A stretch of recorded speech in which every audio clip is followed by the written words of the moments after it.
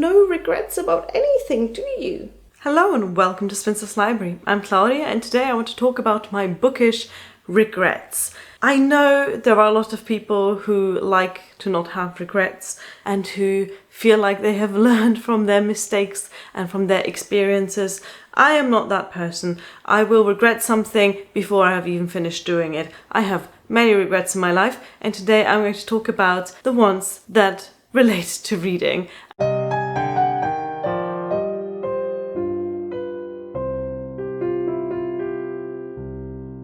Something that I have spoken about before and that I think I've even made a video about, which I will link in the description box if I'm not imagining that video. One of my earliest reading mistakes, one of my earliest reading habits was to not finish the books I was set in school. This is really strange now because I am such a fan of classics as an adult, but as a child and as a teenager, I very rarely finished the signed reading in schools, and these are books that I have sometimes since enjoyed as an adult, but most of them I still haven't finished. And this habit of just out of principle not finishing a signed reading in school came back to bite me while I was in school with terrible grades in exams and tests and essays because I had no idea what I was talking about.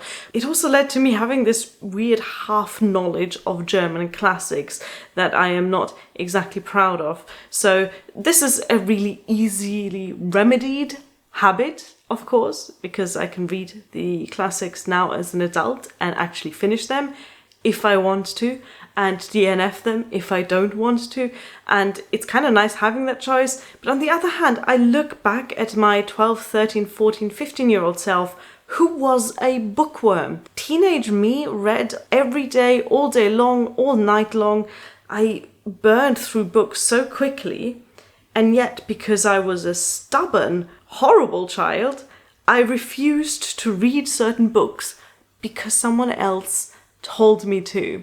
The ultimate level brattiness. And I regret this for several reasons. First of all is all the books that I could have read that I didn't read. The complete waste of energy of reading half a book and then putting it aside whether I enjoyed it or not just because I was so stubborn and pointlessly stubborn. And thirdly, my school life would have been so much easier if I had actually been bothered to do the necessary work every now and again. I know that my audience is mostly around my own age. Hello, millennials. But if there are any children watching, don't do this. It's pointless. Yes, you're not going to enjoy every piece of reading that you're set in school, but unfortunately, we all have to get through the system, and if the system asks you to read Faust, then unfortunately you just have to read Faust and remember it long enough for the exam. My second regret, and this is a ongoing thing that happened from when I was about 15 to when I was about 25, is that I didn't get into audiobooks early enough for my liking. I first held an audiobook in my hand as a teenager because the bookseller in the local bookshop lent me an audiobook on CD so I could try it out. I tried it out, I didn't like it, I returned the audiobook to her, and then I didn't try another audiobook for a good decade until I caved and got myself one of the free Audible 1 month memberships. And I read 2 audiobooks in that time and I really enjoyed them. So what had changed? Well, first of all, podcasts happened sometime between when I was 15 and when I was 25. And by the time I finally did get into audiobooks, I was already listening to podcasts regularly and I realized that I liked listening to spoken word. Speaking of listening, if you're hearing sort of weird noises there, that's Minerva having her breakfast. Minerva? Minerva? Was that tasty? Was that? You're welcome. Ungrateful little brat. By the time I gave audiobooks a go as an adult, I had already gotten into the habit of listening to podcasts when I did housework, when I was out and about walking around, because walking is boring, when I was studying, which obviously I would not recommend, especially if you're having to focus on something. But I found many occasions where I couldn't read a physical book on paper, but I could be listening to an audiobook, and that's when I decided to give the free Audible membership a go, and I liked it, and I have since subscribed and upped my subscription, and now I consume many audiobooks, and I really love them.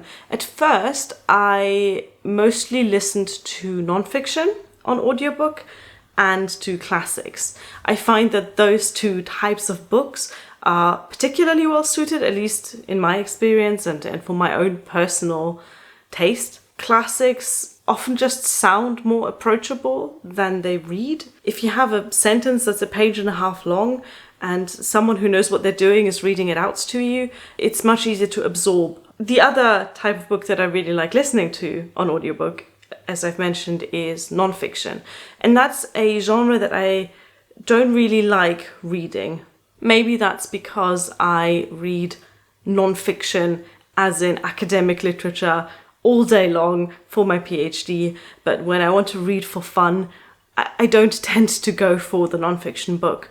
But on audiobook, it feels less like studying, it feels less like work, and it feels more like someone telling me about an interesting thing. Yeah, so that's a big regret, because imagine how many more books I could have gone through if I had stuck with audiobooks at age 15, rather than just giving up after one I didn't like and then extrapolating onto the whole medium of audiobook from that. My third regret, and I still feel this one, is the phase of my life in which I read no new books at all. This started after I'd finished high school, so when I was 17, 18, and lasted into my... Minerva, if you want to be in the video, then at least come here and be cute on camera. Come here. Come here. Oh. You have no regrets about anything, do you? You have no regrets at all. Except for that one time when you stuck your face in a shopping bag and then you dragged it around and it looked like you were a little turtle.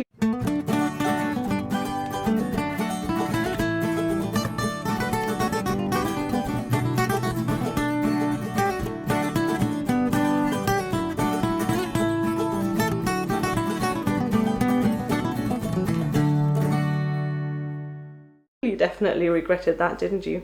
Between the ages of 18-ish and 24-ish, I simply didn't read any new literature. And by that I mean I didn't read any new to me literature. I read, but I read the same books over and over and over again. I only reread. There were books that I read 7, 8, 9 times during that period. It was very strange. I felt like no new literature could draw me in as much as this handful of favorites had. I genuinely thought that I had read all of the best books and there were no new books to be discovered. I thought whatever comes out or whatever book exists that I haven't discovered yet was not worth discovering. It sounds so ridiculous when I say it out loud, but that's how I felt. It was so odd. Every now and again, I would maybe try out a new book, maybe something someone lent me, or even an unread book that I had in my house. I would pick a book of what would eventually grow into a TBR, try it, and just hate it because it wasn't one of the dozen approved books that I had deigned perfect and that I didn't want to stray from. It was a really weird time in my life. I think part of this reluctance to try out new books was a reluctance to try out new genres, was a reluctance to branch out from the reading that had made me happy as a teenager. Part of it was that when you are in a time of change, such as moving out of your parents' house and going to university and starting relationships and meeting new people and doing new things, I think some of me wanted to hold on to the comforts I had before that time. And therefore I just straight up didn't read any new things for years. I took the same books with me when I moved and when I moved again, and I read and reread them, and then I read them again. And I'd like to say that that made me happy and that it was totally fine. But with hindsight, it did kill my love for books to some degree. It was only when I joined a university book club that I picked up a book for the first time, a new book for the first time. And even then, it wasn't an immediate switch into, yes, I love reading new things now. I still felt that these new books that I was picking up were not as good as my favorites. I lacked the curiosity to explore and to want to try out new things. Instead of questioning why I didn't like a certain new book, I just decided that all new books must be rubbish. Only when I started a BookTube channel did I think about the books that I was reading. And when I read a book that I didn't like, I thought about why I didn't like the book. One of my earliest videos, really early video, that I'm quite proud of, was one about how to figure out your reading tastes. I haven't watched it in years. I don't know if it is as good as I remember. I'll link it in the description box so you can check it out for yourself. But I remember going through that thought process of figuring out my reading tastes and then trying to find books that I thought I might enjoy. And it's still a gamble, obviously. Sometimes you're taken in by a book premise, by a cover, by a title, and the book doesn't deliver. But I've also now learned that that's okay. That doesn't mean that all new books are terrible, but instead it means that that particular book just wasn't for me. And I've become much more conscious in figuring out why I didn't like a certain book and figuring out why I liked another book, and then trying to find more of the second type. The last thing I want to talk about that I regret in my reading habits is not talking about books sooner. I was an avid reader as a child and teenager, as I've mentioned. In my primary school days, I didn't really have anyone to talk to about books. But then when I was a teenager in high school, my friends and I tended to read the same sorts of books. I would buy a book and then pass it around, and my friends would buy a book and pass it around, and we were sharing our reading and we were talking about the books that we were reading. And that was great, and I didn't realize how much I'd taken that exchange for granted until I left high school, and suddenly I didn't have anyone to talk to about books anymore. And while I was reading, as I mentioned earlier, mostly the same books over and over again, I kept it to myself. My husband, who I met during that time, doesn't really read, or he reads very little, and he doesn't really read the same things I do when he does read a book. So I read and I kind of kept it to myself, and that led to me not being very conscious about my own reactions to books. And that changed immediately once I started this BookTube channel, because all of a sudden I was forced by my own new hobby to think about the books I was reading. It was like something was switched on in my brain that was taking note of the books I was reading. There are some books that I know I have read, but because I read them before BookTube, I barely remember them. I have a vague understanding of whether I liked the book or not, but I couldn't give you a detailed plot summary. I'd probably forgotten the names of all of the characters. I was reading, but I wasn't aware of what I was reading because I wasn't talking about the books to anyone. While I still don't have many friends that read and that I can talk to about books, I have this outlet that helps me process the reading and talk about it. So my last bookish regret, I guess, is to not talk about books sooner. And I'm not saying I should have started this channel when I was 17, but I should have thought about the social aspect of reading more, and I could have looked for a way to have that exchange with other readers that probably would have prevented that year-long reading slump that I spoke about earlier. So there you go, those were my 5, I think, bookish regrets. The biggest bookish regret of all, and I think we share that in common, is that there just isn't enough time in the world to read all the books you want to read. And even if there was enough time in the world, I'd probably still find an excuse. Thank you for watching. Bye.